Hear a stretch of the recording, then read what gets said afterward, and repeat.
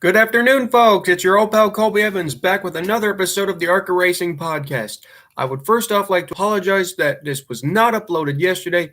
I got home from work a little late, and overall just the time framing didn't quite work out for what I wanted to do for the show and how much I wanted to talk about. So I just went ahead and waited a day. Luckily, some more time got me some more articles to talk about and some more information to share with you guys anyway. So in a way, it was a good thing. Let's get to the show. Follow me at Startin' Park Car. If you want to find out the history of starting parks in NASCAR racing, I post from all four major series, including a couple of rare ones from the open wheel circuit. You can follow me there. You can follow ARCA Racing at _racing. Everything will be posted in the link. But forget all that. Let's get right to the action. We had a thunderous weekend in Bristol because it's Thunder Alley. You know, you got to have wildness at Bristol. And with fights, with great on-track racing, and pure domination by the machine, Ty Gibbs. I'm now calling him the Domination Machine. I know it's not the best nickname ever, but I want to get that one going. Domination Machine is Ty Gibbs. Because both of those cars come out of the same shop. And Ty showed just how much more he can get out of that car than Sammy. I'm not taking anything away from Sammy, but man, you can really see, even when Sammy could hang with Gibbs on those restarts, there's just no way that Gibbs was going to get past. Not by any means. First off, we had a huge entry list, which was so welcoming to see. Last year in this race, we think we had 27 cars. We had one withdrawal, and then we had a couple of starting parks. But this year, we had 32 cars on the entry list. And I tell you, that just made me so happy. I'm like, 32 cars at Bristol? How many wrecks are we going to see? And boy, we got some. But unfortunately, only 31 ended up taking the green flag, despite being on the entry list. Eric Caudell sadly withdrew from the race. Didn't make a lap, didn't make a qualifying lap. I assume he didn't even show up. Eric's had some issues with his new Ford. The Toyota that he's been using is getting kind of old. So I don't know if he maybe didn't want to damage it or just wanted to play it safe.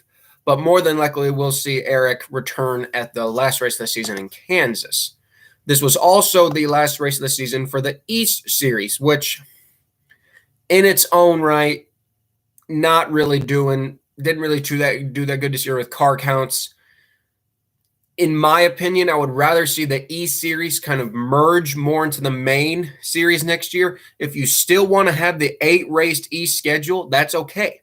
You can incorporate that into the 2022 ARCA schedule. And I'm still going to say that we need to have the East-West combo race back at Iowa. That would be a huge deal. You could promote it, put it on FS1.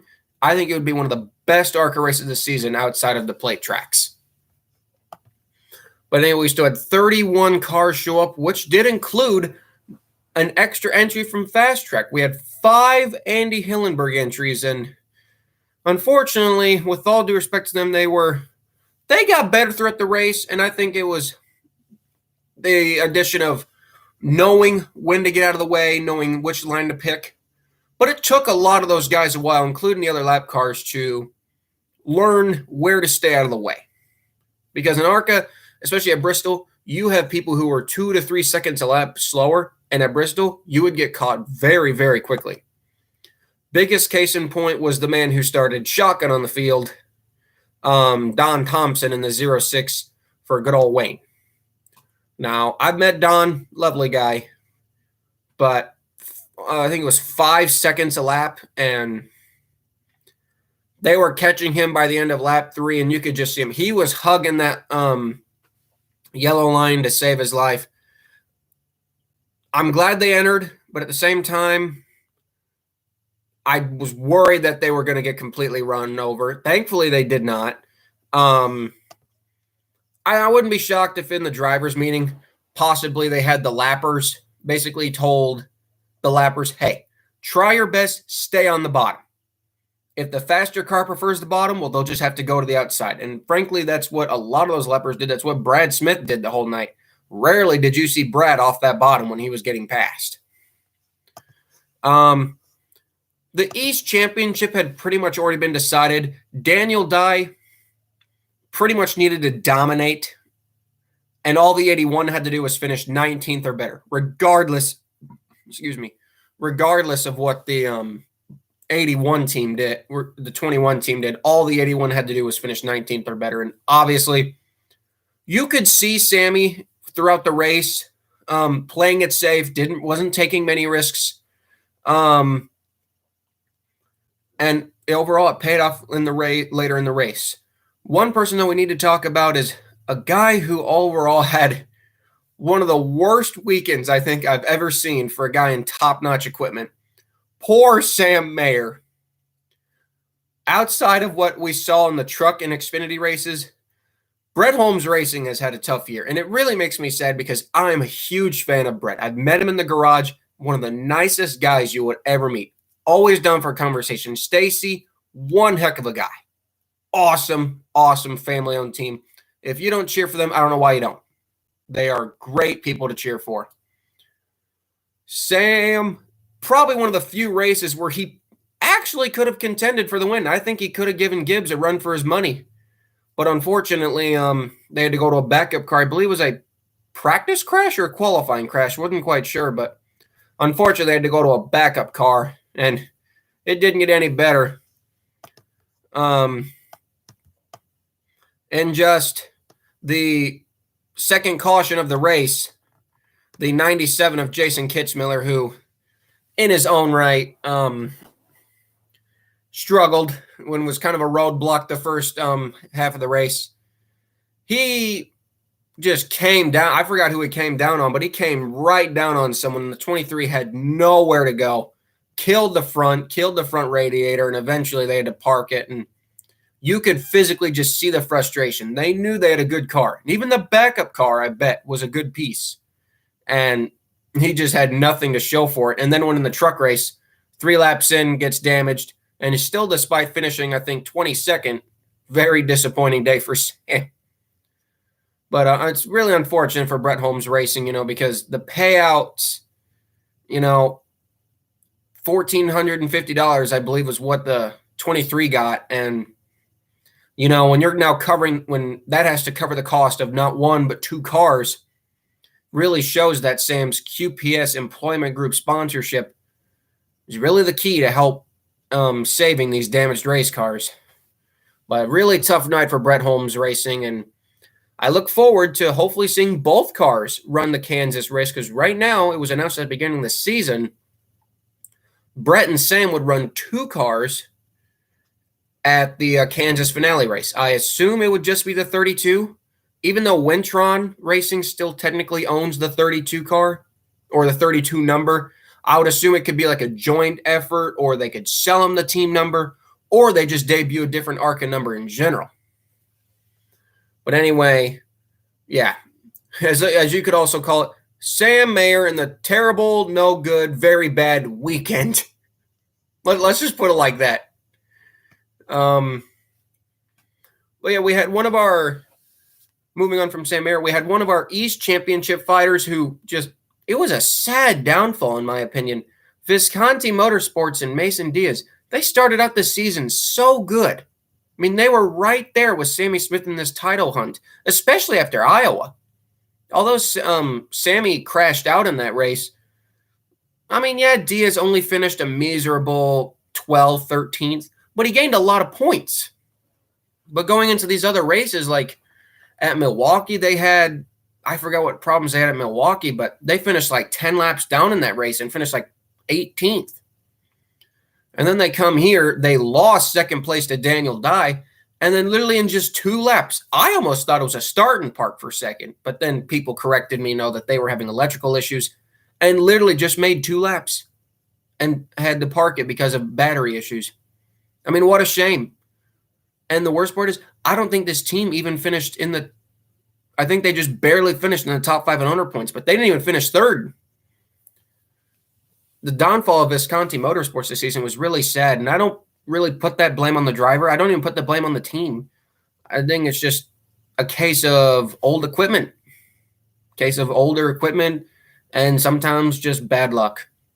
But it's a shame, and I hope Mason Diaz can come up with something a little bit better for 2022 because he's a good driver. I think he just needs to get the right opportunity under his belt. But yeah, the East Championship, like I said, it was pretty much decided, even though GMS actually had 2 cars in that race. Along with the 21, we saw the return of the 22, not under a Ford. I believe this was the first time.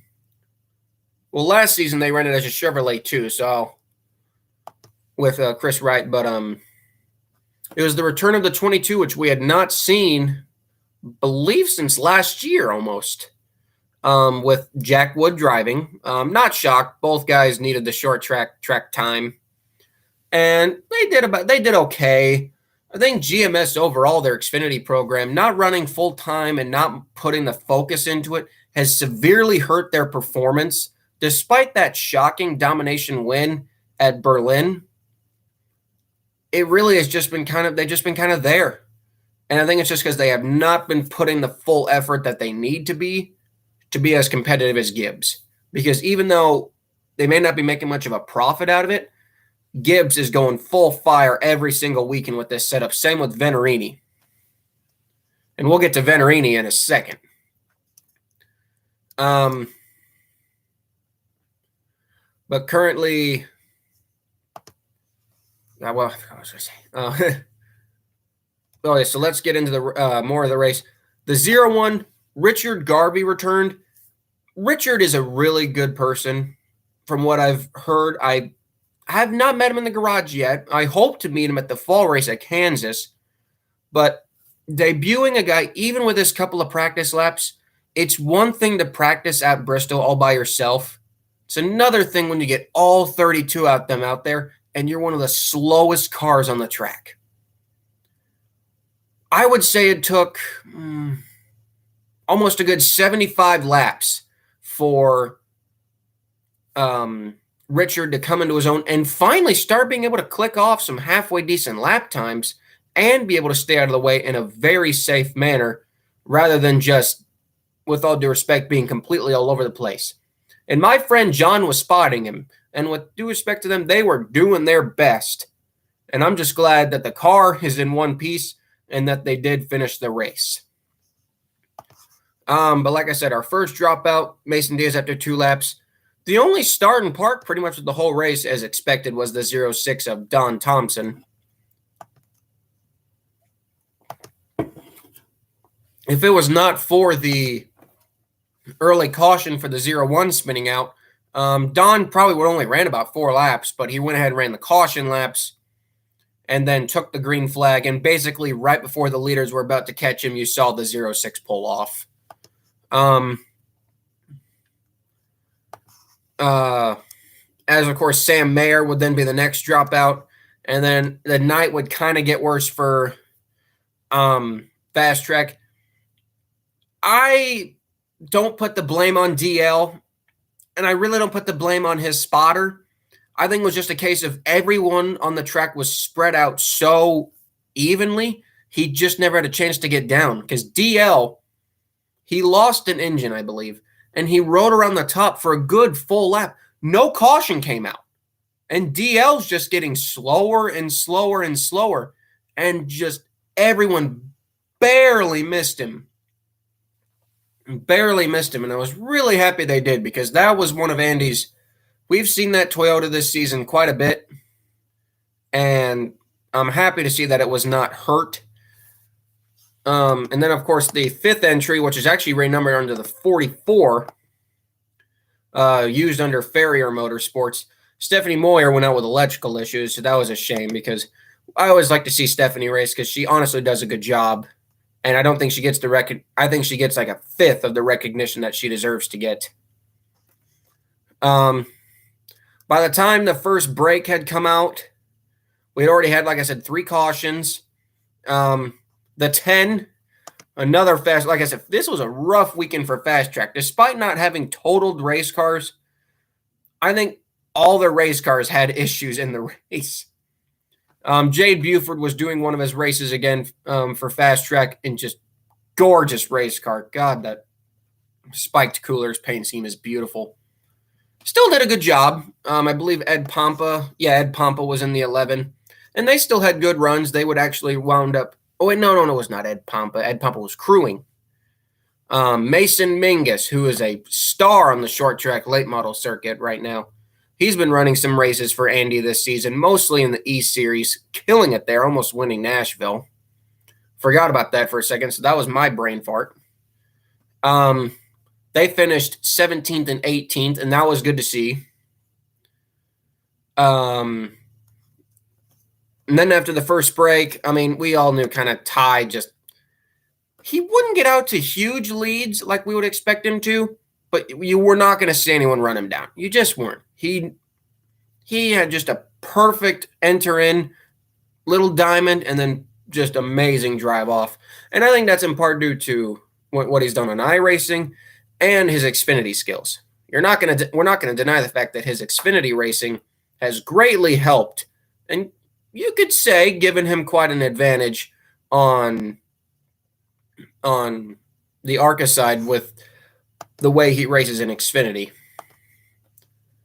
Just coming back from the break one, we had our first scare of the race. The 87 of Chuck Buchanan, or Charles Buchanan, whatever you want to call him, one of my favorite all-time underdogs. He gets turned by Thad Moffitt. And I was not happy about this. And I remember watching him like, don't get hit, don't get hit, don't get hit. Because earlier this season, if I'm correct, that is the Ford that they totaled at New Smyrna earlier this season. Pretty much killed their season because they were supposed to use that same car, I believe, at the Daytona race. That was their plan. And losing that car kind of killed their plan, unfortunately. But it was good to see him back. And when he got spun, I'm like, don't get hit. And thankfully, might have killed that set of tires. But thankfully, Charles, or Chuck, whatever you want to call him, did not get hit, which was glad to see. And it would not be the last incident that Thad Moffitt would have to deal with for the night. And then came the one after the second break. Here came the accident that really pissed off me and a lot of other people. And it really has been the common theme of ARCA. Parker Chase, this involved Venturini, but not the driver who people thought it was. Parker Chase driving for the Venturini and returning the 55 return this weekend. And Andy Jankowiak was running absolutely great. This was an old Hour Motorsports CJ McLaughlin 09 Ford. So it was a good car to begin with. Andy was doing fantastic, running top 10, really showing his talent out there. And I don't want to say it was on purpose. I don't want to say that. It wouldn't have shocked me if it was. But unfortunately, the 55, just plain as day, took out the 73. And although it doesn't look like the 73 is totaled, there was a lot of damage and actually quite a scare when we saw that the gas tank started leaking. And everyone got scared and wanted Andy to get the heck out of the car. One spark, and that entire 73 car could have literally exploded. That was actually a scare for a lot of people and me who noticed that little bit while Andy was trying to get unhooked. But then Twitter, including me, we just came under fire. It's another case of I don't know Parker Chase. I don't know him. But I bet he doesn't have to work as hard to get these opportunities as Andy does. Andy does all the work by himself. Well, not by himself, but he does all the work with his team. He's turning the wrenches. He's under the car. And heck, if you followed his Twitter, it was a miracle they even made it to the race. He scratched and clawed just to make this race. And then there you got another paid driver kid who just dumps him. It really pisses off a lot of people because people like Andy Jankowiak, those are the guys we cheer for, the independents who can afford to run competitive. And then you got these just pay kids who don't care. And then just being, oh, they'll pay for it again. I'm like, no. And I was happy to see that Andy did confirm that he will be at the Kansas fall race. And ironically enough, Parker Chase is scheduled to be in that same race. So we'll see if there's any retaliation there. But needless to say, that incident did not please me and did not please a lot of people. We were very upset and felt really bad for what was a robbed top 10 finish for good old Andy Jankowiak, unfortunately. Thad Moffitt. How do we get this started? It is well documented in the ARCA that the 15 of Drew Dollar and the 46 of Thad Moffitt do not like each other. Going back to the Michigan incident, which almost killed Tim Richmond. We all knew it was a possibility tonight with it being a short track, and sure enough, coming off of turn 2 on lap 150, there's the 15 right under his bumper, and on the back straightaway, 15 hooks the 46, and we see the 46 go into the wall, and everyone's just understormed because I'm being universally honest. Drew Dollar, I mean, it almost shocks me a little bit of how much this guy gets hate on social media. I don't really like to hate. I just simply commented again with this, but a lot of people going to hate on this poor kid, and and everyone's angry at Thad too, and I'm like, yeah, but you go back who started the incident. I believe it was Drew's fault back at Michigan, and I understand it from that point, but again, it's just a case of you don't think about the guys at the body shop. You don't think about the crew. You're just thinking about yourself. The DGR guys who have to fix that 46 car, the Venturini guys who have to fix the 15 car. You don't think about them. The drivers aren't thinking about those guys. They don't have to fabricate those cars. They don't have to turn the wrenches. I feel for those crew members who have to bust their dang ass just to get their car destroyed by a guy who just wrecks people. And that goes for both sides. Not defending anyone. Both guys are guilty. The night would not get better for Thad Moffitt, as he would wreck shortly thereafter and be our last retiree of the race. With 31 cars there, we actually had 24 cars finish. And one of my most happiest things ever was Brad, despite being 26 laps down, you got to keep in mind, car's not set up to run Bristol. We're not starting on good tires, and Brad's just trying to keep it safe. But I was so happy. Brad was really looking forward to Bristol, and despite some power steering issues in practice, the car was able to finish, and I'm so happy about it. We needed a running at the finish on our points list for this season, and it really made me happy. Richard Garvey, like I said, talked about him earlier. He finished 2. He finally got the hang of it in the last 130 laps and actually was running some halfway decent lap times. Only about 1.8 seconds, 2 seconds off the leader, which for his sake is actually pretty good. Some notable good runs we had was Connor Jones. Now, I talked to young Connor Jones at Iowa after he crashed, and kid could not have looked any sadder. And I understand, these opportunities, especially in a series like ARCA, even for pay drivers, you can only afford so many races. And kid really got crashed out early, didn't really get a chance to see what he showed. And I tell you, for Bruce Cook Racing, for what that team is on a budget, getting a top 10 finish at Bristol and running as high as 8th, that is very impressive for that team. And I was very happy to see. We had the return of the 28 of Kyle Sieg, and despite getting beat up himself during the race, the 28 was able to get a great finish of 11th. And then one of the stories of the weekend was the 91 of Justin Carroll. And I actually pointed this out. I think it was the day of the race. They had announced earlier in the season that they had planned to run some truck races, and they have the equipment and it's all ready to go. The problem is the rule, the top 40 rule. If you're not in the top 40 and there's more than 40 trucks allotted or entered, well, you don't get to race. And unfortunately, that was the case for the 91 team this weekend, so they had to settle for the ARCA race. And it really made me sad because I'd like to see what a guy like Justin could do in the big leagues. Unfortunately, he probably would have gotten wrecked, but hopefully we'll get to see his truck sometime next season. But from the looks of it, practice and qualifying may not be coming back for trucks, which is stupid.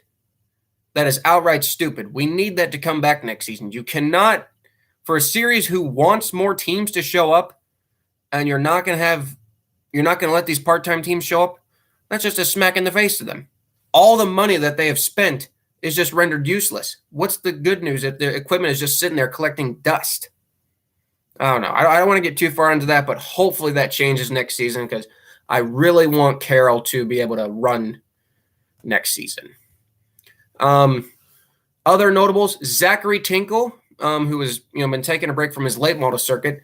He's been running for Peterson and Richmond Racing, and it's really good to see. He's done a great job. Kid really can drive. I'll give him credit. Despite driving not the slowest car in the field, but definitely not the fastest, he ran a great race, stayed out of trouble, and came home with a solid 20th place finish for that team. And it was confirmed by owner Alex Clubb, especially if you look on their Facebook. I don't want to get into the high details, but it does look like, from what he said, Richmond Club Motorsports is no longer a thing, and I believe that they are going their own separate ways. As far as I know, Alex wants to be at Kansas with the 03 car, the blue Ford that he's been racing. But right now that is not confirmed, but let's hope that he can be there. And the 27 will continue to operate as his own team for the rest of the season, and more than likely, again, into 2022. Another stories was Raja Carruth, who, let me say, I know he's got a lot of laps around Bristol in iRacing, but honestly, the guy had not been, I would say, overly great in East. He was up there, he was up there running top 5, but he wasn't up there with Sammy or Diaz contending for the wins, but he was doing good. This race made me a Raja fan. This guy was out there running with the big-time Venturini cars, and he was holding his own, and what a great job he did. Really impressed me, even beating his teammate for most of the race, but Nick got past him in the last couple of, I think it was in the last stage of the last 50 laps, I think he got back past him. But Raja, man, very impressive. And we'll talk about him more in just a second. But with Corey Heim, who's been kind of choking the last couple of weeks. I think they've just missed the setup on his car. Venturini overall has just kind of been missing the setup the last couple of weeks. Ty Gibbs is, like I said, flag to flag, but you got to look at it past that. Ty Gibbs once again leads a flag to flag race, and people are just like, oh, it was a bad race. It was boring, another flag to flag crap show because of Ty Gibbs and the Gibbs car finishing second. Most people would crap on that, but you got to look past that. You got to look at the action in the behind the field. You got to look at the action at the complete back of the pack. Overall, this was a great race. I thoroughly enjoyed this. But because people will just look at, oh, he dominated and won again. Well, best equipment should be the best runs, and you got to look at it like that. So Ty Gibbs wins the race. Sammy Smith finishing second, easily locks up the championship, and in a cool post-race celebration, nose to nose, doing burnouts on each other. A great sight, and great to see Joe Gibbs, the ARCA paying for Coy Gibbs and paying off Hopefully, we get to see Sammy next year full-time in the 18. The problem is that he's not old enough yet. Right now, Sammy would probably only get to run about 16 races next year in the 18, while probably more than likely Ty would have to fill in for the other 4. But hopefully Joe Gibbs does not shut down their ARCA team, as we need a team like that in the series to promote, give these other teams some competitive level, Before we get into the main championship standings, our East standings, Raja Carruth, with his great finish, actually jumped up to 3rd in the points. I would say kind of disappointing, but with Max Gutierrez, ever since his win, he really hadn't run that good, and I don't think he had even gotten a top 5. Or if he had, it was like 4th or 5th. I expected him to be a lot better because Red A Motorsports is a good team. But despite getting that win at the beginning of the year, he slid down to 4th. And like I said, with all of the issues that Diaz and the Visconti team had, they fell all the way from 2nd with 2 races to go down to 6th in the points of the 6 full-time drivers. But great job by Raja to get up there. And for the owner's standings, actually surpassed the 21 car and was able to finish 2nd in the owner's standings. So hopefully a decent payout for Max Siegel in terms of driver and owner's points. And Raja, can't wait to see what he does next year in ARCA. It'd be great to have him on the ARCA Racing show. Hopefully we'll get a chance to do that, but can definitely not wait to meet Raja next year. Hopefully I get to meet him at Kansas. You never know. Hopefully we do. But a great job by them. The rest of the top 10, we had 6 full-time drivers this season for the ARCA East points. The remaining top 10 look like this. Parker Retzloff, who went 6 of the 8 races, finished in 7th. Taylor Gray, who ran 5 of the 8 races, finished in 8th. Ironically enough, Ty Gibbs, who ran 4 East races, finished and won all 4 of them, might I add, actually finished 9th. And Stephanie Moyer actually finished 10th in the East Championship. So that was actually kind of funny that, Ty finished in the top 10 in 2 championships. That was pretty cool. Our main championship standings, I don't want to say it's pretty much locked up, but with the way we've seen Ty run this season and the fields in general, I would expect a track like Salem to only have, per se, 20 cars at most. And Ty, I think, led every lap there back in 2019 and 2020. I remember if they ran in 2020 or not, but Ty's really good there too. And Venturini is going to have to get desperate because they need to close the gap being that far behind. But I think it's all but locked up. I mean, everyone kind of predicted that Ty was going to get there anyway. It just would have been interesting to see if they were within 10 points going into Kansas, what would happen. But unless we see a major turn of events this weekend at Salem, or next weekend, I really don't see anything changing. But our point standings still look like this. Not much has changed. The top 5, Gibbs, Heim, Moffitt, Sanchez, and Brad Smith, are still all the same. Drew Dollar bumps back up to 6th. Taylor Gray jumps into 7th, and D.L. Wilson falls to 8th. Kyle Sieg stays in 9th, while Jesse Love stays in 10th. Pretty much the top 10 in the ARCA main standings are set, as 11th place Owen Smith is over almost 60 points behind. So relatively, anyone inside the top 10, those positions will not change.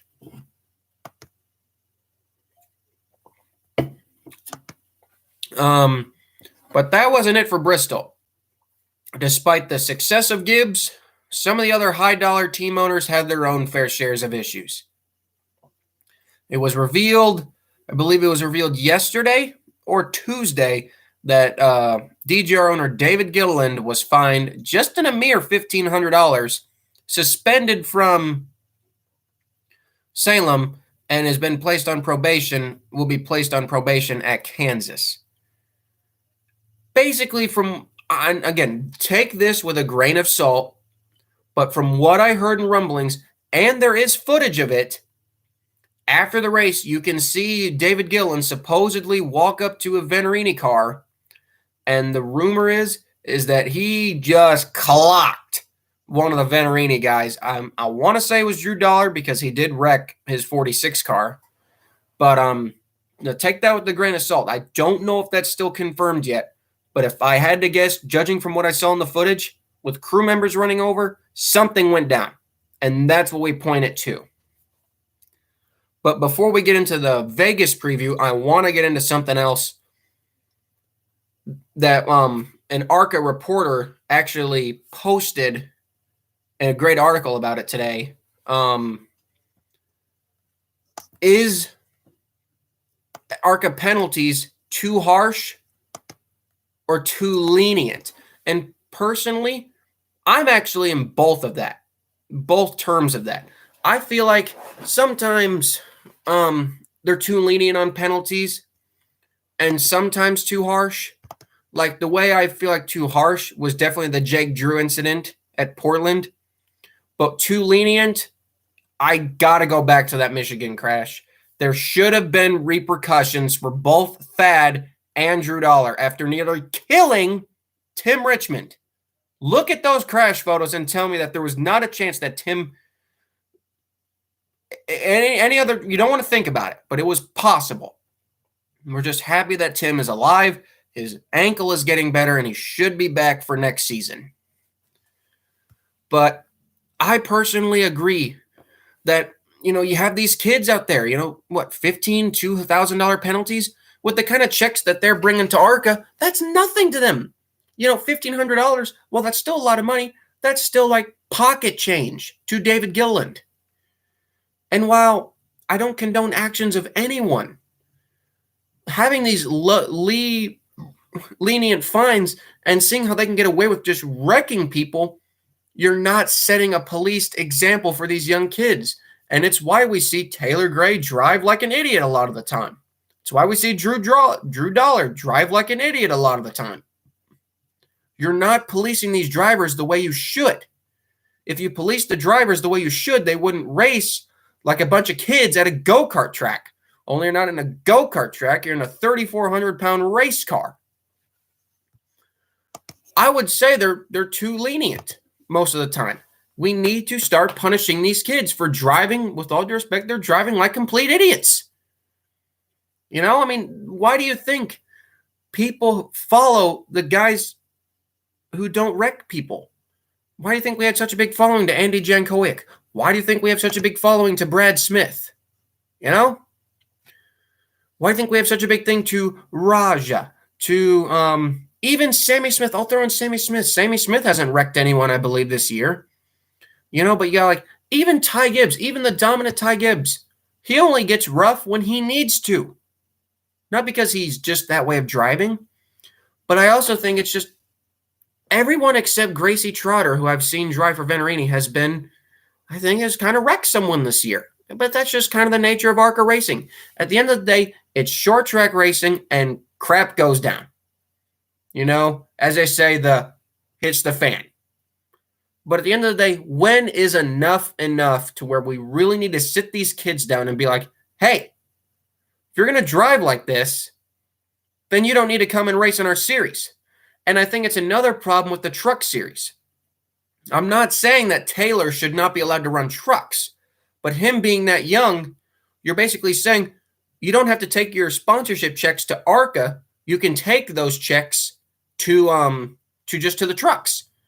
I think we need to set a limit of at least age 18 on the trucks. We don't need a 16-year-old driving a truck because he drives like a madman. I personally think the minimum age for trucks should be set back up to 18 years old. Just personally my opinion. But in terms of Mark Christie's article on Twitter, you can find it by going to @MarkChristie on Twitter.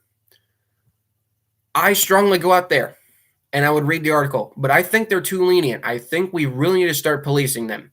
And if we don't, we're going to a 1.5-mile track where we hit 180. Right now, looking at the possible entry list, we might have over 25 cars there. If we have a bad crash, I scare what to think. But let's do something right now rather than have something happen in that race, you know? But that was kind of the Bristol review. Lots of action, lots of penalties. Raja, of course, won the sweet move of the race with his save. Everyone loves Raja. I just can't wait to meet him at Kansas. But we get into not another main ARCA race this weekend, but it's just the West Series again. All the way across the country at the Las Vegas Bull Ring. A track that people say the Truck Series should be racing at. I agree. Firmly agree the Truck Series should be racing the Bull Ring rather than the big track. And we even have actually a halfway decent field today for today's race. Yes, it is tonight. It is tonight. It's Thursday night at 10:30 p.m. on Track Pass, or 11:30 p.m. Eastern on Track Pass. Jesus Christ. So I'll be up late tonight tweeting about it. But we have 23 cars entered, a great field size for the West Series and for that track alone. And a surprising note on the entry list was that we have not one, not two, not three, not four, but 5 women entered in the race. That is great to see.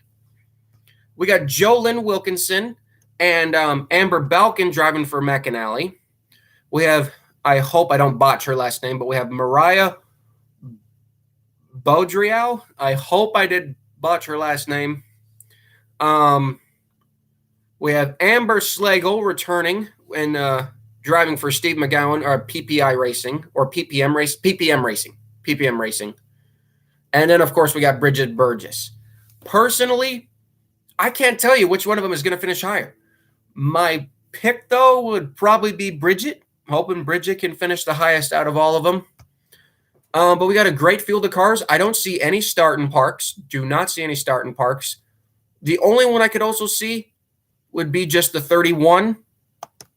But he might just play it easy and try to just stay out of the way. Paul Pedroncilli. It was great to see Amber back after Irwindale. She didn't exactly have the best run there. And I'm glad to see her back. And I think you guys should too. She is a beast. When she's not driving, she's, I think, the lead mechanic on the 42 for Bruce Cook Racing. Amber Slagle is a beast, and you guys need to start checking her out. And I would definitely not rule her out for a top 5 finish this weekend. Taylor Gray is back. And, you know, Taylor Gray, another short track. Whew, better be careful. As, of course, we got the other Venturini entries. Personally, I think it's going to be, like I said, it's going to be a great race. We have the return of Dean Thompson. This is really happy to see. His team with Bob Brancotti. Dean was out with COVID issues, pretty much killed his championship chances, missing 2 races. Sad to see, but great to see him back. And honestly, he's my pick to win. It'd be great to see a guy who had the championship taken away from him because of COVID. It'd be great to see him come back and get a win. Not to say he was going to win the championship, but he was definitely right up there challenging with current points leader Jesse Love. Right now, the point standings with just a couple of races to go, Jake Drew, after the stupid penalty he got at Portland, is now 19 points behind. And I would put that kind of in the same boat with the Ty Gibbs point lead, unless the 16 has something major happen to him, which you rarely see happen with McAnally Racing. I don't see anything changing. I really don't see anything changing at all. But I'm hoping that we can get a tighter battle so that way, you know, something bigger can happen. But it's not even just Jake Drew.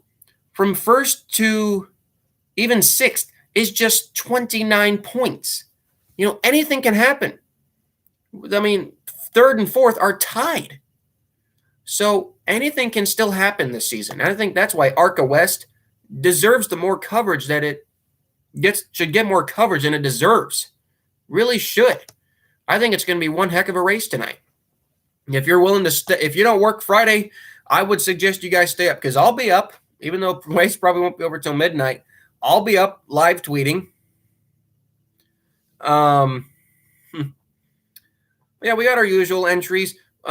We actually have 2 entries from the PPM Bruce Cook Racing team, we have Christian Rose, who's a late model driver. He is making his main series debut, or West Series debut, I should say. We had the return of Josh Finopoulos driving for John Wood. Right now, the only car that doesn't have a confirmed driver is the 11, which may be driven by John himself. Not sure yet. We will see the entry list as it gets updated. Great to see that the BMR Drivers Academy cars, Jolyn Wilkson, Cole Moore, and Amber Balkin are all out here. Great to see all of them. And personally, like I said, my pick for the race is Dean Thompson, but your guys' pick is as best as mine. You can leave those in the comments below. I'm just saying, 5 women. It's going to be a lot of fun seeing them race with each other. The points championship, not really. I don't know how much it'll change. My pick to win the championship, honestly, is PJ Pedroncilli. I would love to see the family-owned team take down these big guys, just like we saw last year with Brett Holmes. I would love to see the Pedroncilli team win the championship. That'd be really great to see. Really would be. But yeah, it's on Track Pass tonight. If you guys are willing to stay up with me past 10:30, 11 o'clock, I'll be up there live tweeting. If there's any starting parks, and the only one I could possibly see would be Bobby Hillis Jr., but I doubt it. Bobby's really made a great effort into running more full races this season, so that's great to see. And even in his 60s, Bobby's still trying his best to go strong. Even though I really wish he would run the 0 again, because the -0 budget was so funny. As of course, though, wrapping up the show today, we still have Brad's Tire Gofundme. Moving away from the Las Vegas action, we have Brad's Tire Gofundme. We are now up to $1,240. Cannot thank you guys enough for that. That it means so much to me. We are so close to our goal. We are getting there. We are 60% of the way there. We're getting there. Keep donating. I love you guys. Just keep on donating. Keep on donating. As of course, follow me on Twitter. Follow Brad Smith on Twitter. Follow ARCA Racing on Twitter. Check out the interesting show of a West race that will happen tonight on Track Pass. I will see you guys next Wednesday covering that race, giving you also a preview of Salem. And I will see you guys at Kansas in person at the race with Brad Smith. You guys have a good night. I've been Colby Evans, ARCA Racing Podcast. Bye.